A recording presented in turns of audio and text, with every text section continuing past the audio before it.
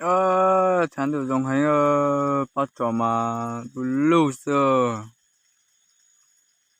chán tự dùng đang mà hoạt đây ha. Oh no. Chỉ nó mà hòn chua xíu. Okay.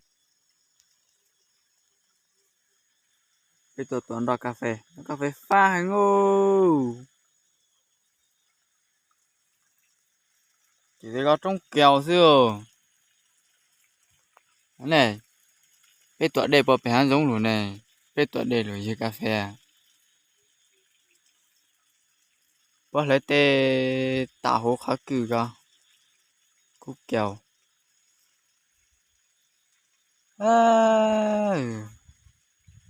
Khương ngô. Lư nè nà mà theo lý cho lư xe theo lư ba. Là do nhà tí dư là nhẹ y khá. Lại cái này. Này nà mà tôi sắc cử lô. Yêu trọt chê. Chỉ bọn đó chê. Chỉ bọn hùng cầu dùng lý chạy va theo. Chỉ bảo thả ra nành ly còn lòng theo. Chỉ bảo hai lù ly ai chỉ chầu theo. Chỉ bảo hai đàn nành theo mà đủ ý tu xe chạp lờ. Mù bè tê tê chế quay chọt tên là sang việt đàm mê tiền rất sai là ha. Ui sắc cỡ lù. Nụ nó chưa tuần ra. Cú ya lo huế ràng cầu. Huế ràng thế nhé.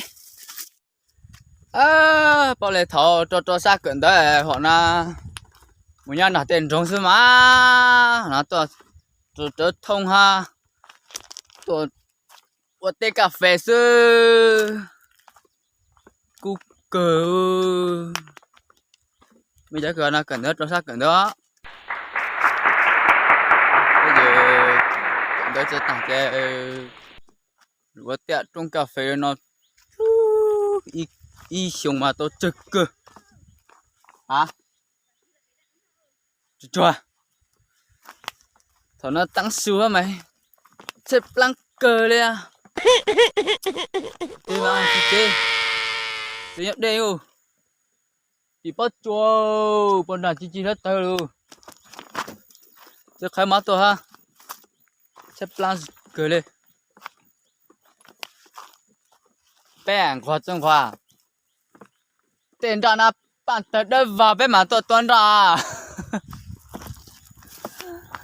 phang là bên mà tôi tuần ra đây à tôi kết tới tuần sư chúng ta bây giờ đâm đây bây giờ bớt tiểu cho na bây giờ lên từ dưới như tôi đây bây giờ bớt tỷ lớn đông qua ba bên tôi tỷ lợi ơi ơi xếp lang hả trời nó xíu luôn.